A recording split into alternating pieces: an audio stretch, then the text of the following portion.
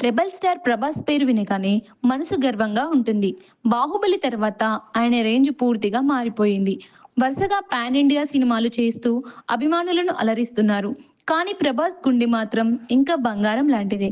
10 మందికి సహాయం చేయాలన్నా, తన దగ్గర ఉన్న వారి కోసం ఎంత దూరమైనా వెళ్ళడానికైనా వెనుకాడడు. ఇప్పుడు ఆయన 'రాజాసాబ్' సినిమాతో రాబోతున్నారు. మారుతి దర్శకత్వంలో రూపొందుతున్న ఈ సినిమాపై అభిమానుల్లో భారీ అంచనాలు ఉన్నాయి. ఇందులో నిధి అగర్వాల్, రితిక్ కుమార్, మాళవిక మోహనన్ నటిస్తున్నారు. అంతేకాదు ఇందులో ప్రభాస్ డ్యూయల్ రోల్‌లో కనిపించబోతున్నారని టాక్ వినిపిస్తుంది. 'సాహో', 'రాధేశ్యామ్', 'ఆదిపురుష్' వరుసగా బాక్సాఫీస్ వద్ద సరిగా ఆడలేదు.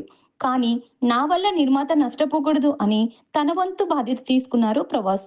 'రాధేశ్యామ్' సినిమా సమయంలో 100 కోట్ల రెమ్యూనరేషన్ తీసుకున్న ఆయన సినిమా నిరాశపడడంతో వెంటనే 50 కోట్లు తిరిగి ఇచ్చేశారట.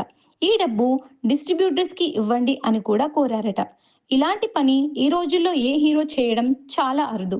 అందుకే అభిమానులు కామెంట్స్ పెడుతున్నారు. ఓ తమిళ నిర్మాత చెబుతున్నది ఏంటంటే ప్రభాస్ తనకు 50 కోట్ల రూపాయలు రెమ్యూనరేషన్ తిరిగి ఇచ్చేశాడట.